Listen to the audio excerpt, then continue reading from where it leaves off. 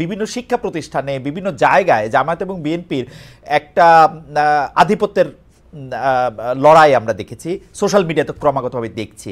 আপনি কি মনে করেন যে এই কুশল বিনিময়টা যেটা ঢাকায়ও হতে পারতো, ঢাকায় না হয়ে এটা যেটা লন্ডনে হলো, এইটার পরে কি এটা কমবে বা এটা একটা অন্য রূপ নিবে?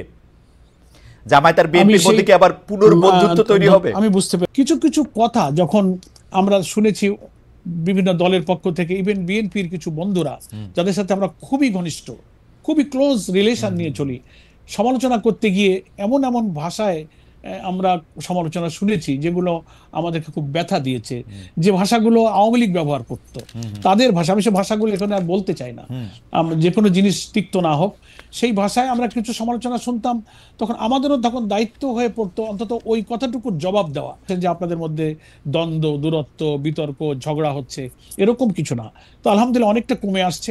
আমরাও বিএনপির সিনিয়র নেতাদের সঙ্গে যখন একই সঙ্গে নানান সামাজিক, পলিটিক্যাল নানান ইস্যুতে, এই যে রমজান, ইফতার, নানান প্রোগ্রামে আমরা একত্রিত হয়েছি, অনেক সময় আমাদের মধ্যে এক্সচেঞ্জ অফ ভিউজ হয়েছে, ফোনে কথা হয়। তো সবাই আমরা ফিল করছি যে আমরা জুলাই অভ্যুত্থানে যারা আমরা মিত্র, তাদের মধ্যে কোনো বিতর্ক, বক্তব্য এমন পর্যায়ে না যাওয়া উচিত যে আওয়ামী ফ্যাসিবাদের কোনো স্পেস এখানে তারা পেয়ে যায়, তারা উৎসাহিত হয়, অনুপ্রাণিত হয়, তারা আনন্দিত হয়। সেইটা হচ্ছে যে লন্ডনে খালেদা জিয়া এবং তারেক রহমানের সঙ্গে জামায়াতের আমিরের সাক্ষাৎ হয়েছে গত রোববার, কিন্তু মিডিয়াতে এটা আসছে হচ্ছে মঙ্গলবার। না জামায়াতে ইসলামী না বিএনপি কোনো পক্ষ থেকেই কিন্তু আনুষ্ঠানিকভাবে এটা কিছু বলা হয় না। আমাকে আমার সাংবাদিক বন্ধুরা বলছে আপনাদের সাথে আনুষ্ঠানিক যোগাযোগ করলেও বিষয়টা নিয়ে আপনারা মন্তব্য করেন নাই, অস্বীকারও করেন নাই। সংবাদ সম্মেলনে প্রথম আমরা দেখলাম জামায়াতের আমির আনুষ্ঠানিকভাবে বিষয়টা বলতেছেন। তো আমাদেরও অনেক বিশ্লেষক এরকম বলতেছেন যে আপনারা যেহেতু ওইখানে একটা আসন ভাগাভাগি, পলিটিক্যাল ম্যাপিং, এগুলি নিয়ে আপনারা কথা বলতে গেছেন, সেই জন্য আপনারা বিষয়টাকে নিয়ে আর একটু লম্বা সময় করতে চাইছেন।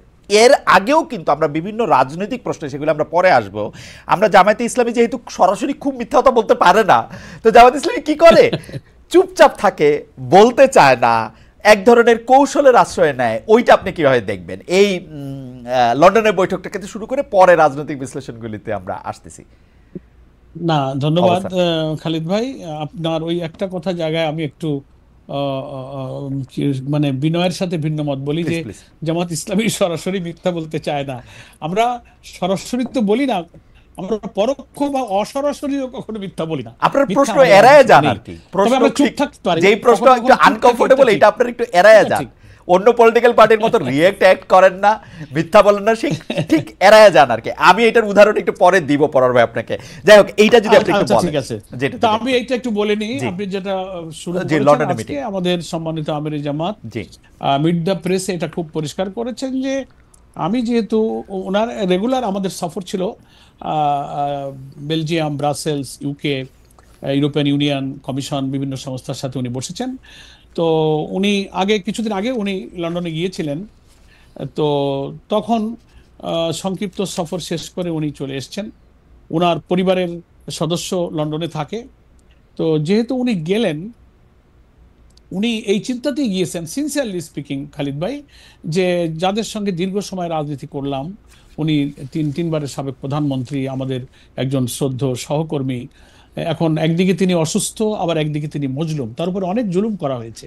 তো উনি চেষ্টা করেছিলেন যাওয়ার আগে একটু অসুস্থ অবস্থায় ওনাকে কুশল বিনিময় করতে যাওয়ার, যে কোনো কারণেই হোক সে যাওয়াটা আর হয়নি। তো যেহেতু লন্ডন যাচ্ছি, সুযোগ পেলে উনি কেমন আছেন ওনার সাথে একটু কুশল বিনিময় করে আসবো, এইটা উনি চিন্তা করে ব্রাসেলস, বেলজিয়াম সেরে যখন লন্ডনে আসলেন, এসেই তিনি ওনার সঙ্গে দেখা করতে গেলেন। আর ওনার ছেলে বিএনপির ভারপ্রাপ্ত চেয়ারম্যান জনাব তারেক রহমানের বাসায় যেহেতু উনি আছেন, তো ওখানে দেখতে গেলে তো ওনার ছেলের সাথেও দেখা হবে।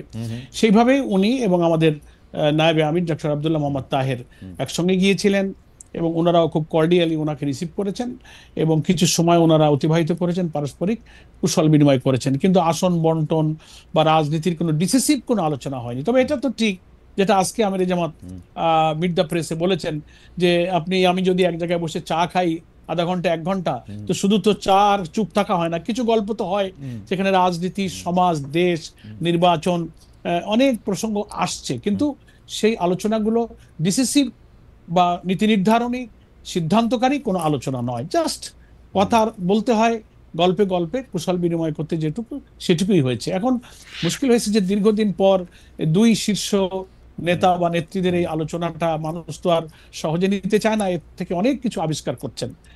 আচ্ছা সেরকমই কিছু কথা এর এখন মধ্যে বাইরে আমি আলোচিত মাঝখানে হচ্ছে। একটা প্রশ্ন করি, খালেদ ভাই, আমরা কিন্তু দেখতে পাচ্ছিলাম যে বিশেষ করে 5 আগস্টের পর, আমি যদি ম্যাপিংটা বলি, সেপ্টেম্বরের পর থেকে আসলে আমরা দেখেছি যে জামায়াতে ইসলামী এবং বিএনপি পরস্পর একটা যুযুধান অবস্থানে। জনাব শফিকুর রহমানও, জনাব মিয়া গোলাম পারোয়ারও, তারা তাদের রাজনৈতিক বক্তৃতায় বিএনপিকে আক্রমণ করে কথা বলেছেন, বিএনপির অতীত তুলে ধরে কথা বলেছেন, বিএনপির নেতৃত্বের জায়গা থেকে। আসলে জামায়াতে ইসলামী তো কখনো কাউকে সেরকমভাবে গালাগাল দিয়ে কথা বলে না, কিন্তু আসলে নেতিবাচক বা একটু দোষই তুলে ধরেছেন। এর একটা প্রভাব কিন্তু আমরা মাঠ পর্যায়ে দেখেছি, বিভিন্ন শিক্ষা প্রতিষ্ঠানে, বিভিন্ন জায়গায় জামায়াত এবং বিএনপির একটা আধিপত্যের লড়াই আমরা দেখেছি, সোশ্যাল মিডিয়াতে ক্রমাগতভাবে দেখছি।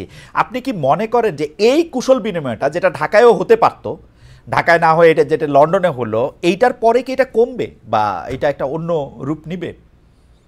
জামায়াত আর বিএনপির মধ্যে কি আবার পুনর্বন্ধুত্ব তৈরি হবে? আমি বুঝতে পেরেছি খালিদ ভাই, জি, আমি এই প্রসঙ্গটাই আসবো। তার আগে একটু শুরুটা করে নেই যে বিএনপির সঙ্গে জামাতের আপনার বক্তব্য অনুযায়ী যে কিছু দূরত্ব বা সমালোচনামূলক বক্তব্য উভয় পক্ষে হয়েছে, এটা মিডিয়াতে নানানভাবে এসছে। এই ব্যাপারে আমাদের পরিষ্কার বক্তব্য হলো যে জুলাই অভ্যুত্থানের পরে আওয়ামী ফ্যাসিবাদীর পতিত স্বৈরাচার যখন বিদায় নিল, রাজনীতিতে তারাই ছিলেন আমাদের সকলের প্রতিপক্ষ। আমরা তাদের বিরুদ্ধে তো জোটবদ্ধ আন্দোলন করেছি, লং টাইম করেছি, সকলেই আমরা নির্যাতিত। জামাত শুরুতে আমাদের উপরে আক্রমণ এসেছে, শেষ জুলুমা আমার শিকার হয়েছে আমাদের দলকে নিষিদ্ধ করে।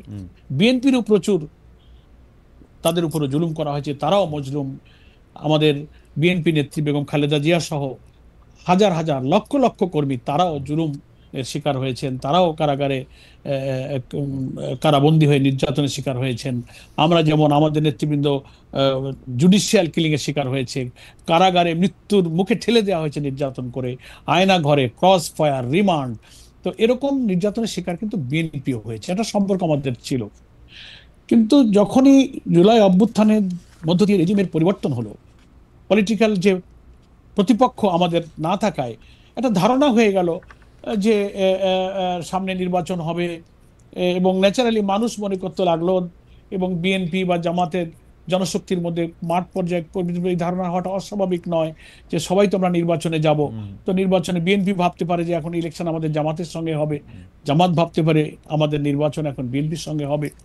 তো নির্বাচনে বা রাজনীতিতে প্রতিপক্ষ বা প্রতিদ্বন্দ্বী, প্রতিযোগিতা, এটা তো খুব natural, that is beauty of democracy. এটা ছিল। কিন্তু কিছু কিছু কথা যখন আমরা শুনেছি বিভিন্ন দলের পক্ষ থেকে, ইভেন বিএনপির কিছু বন্ধুরা যাদের সাথে আমরা খুবই ঘনিষ্ঠ, খুবই ক্লোজ রিলেশন নিয়ে চলি, সমালোচনা করতে গিয়ে এমন এমন ভাষায় আমরা সমালোচনা শুনেছি যেগুলো আমাদেরকে খুব ব্যথা দিয়েছে, যে ভাষাগুলো আওয়ামী লীগ ব্যবহার করত, তাদের ভাষা। আমি সে ভাষাগুলো এখানে আর বলতে চাই না, যে কোনো জিনিস তিক্ত না হোক, সেই ভাষায় আমরা কিছু সমালোচনা শুনতাম। তখন আমাদেরও তখন দায়িত্ব হয়ে পড়তো অন্তত ওই কথাটুকুর জবাব দেওয়া, যে ওই সমালোচনাটা যে সত্য নয়, তা যদি আমরা অতটুকু জবাব একেবারেই গার্ডের ল্যাঙ্গুয়েজের নিয়ম মেনে না দিই, তো আমাদেরও তো সংগঠনের কর্মীদের একটা মানসিকতা আছে। সেই কারণে রাজনীতিতে ভিন্ন মত, বক্তব্য, বিতর্ক, এটা খুব, আমি মনে করি যে দর্শনীয় কিছু নয়। এটা গণতন্ত্রের একটা সৌন্দর্য। আমরা কিছু ভুল কথা হলে, ভুল সমালোচনা হলে আমরা তার জবাব দিয়েছি মাত্র। এটাকে অনেকে মনে করেছেন যে আপনাদের মধ্যে দ্বন্দ্ব, দূরত্ব, বিতর্ক, ঝগড়া হচ্ছে, এরকম কিছু না। তো আলহামদুলিল্লাহ অনেকটা কমে আসছে।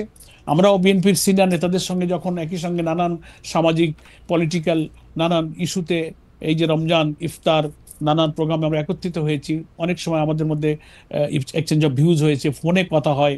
তো সবাই আমরা ফিল করছি যে আমরা জুলাই অভ্যুত্থানে যারা আমরা মিত্র, তাদের মধ্যে কোনো বিতর্ক, বক্তব্য এমন পর্যায়ে না যাওয়া উচিত যে আওয়ামী ফ্যাসিবাদের কোনো স্পেস এখানে তারা পেয়ে যায়, তারা উৎসাহিত হয়, অনুপ্রাণিত হয়, তারা আনন্দিত হয়। এই দিকে আমাদের কারোরই যাওয়া উচিত নয়।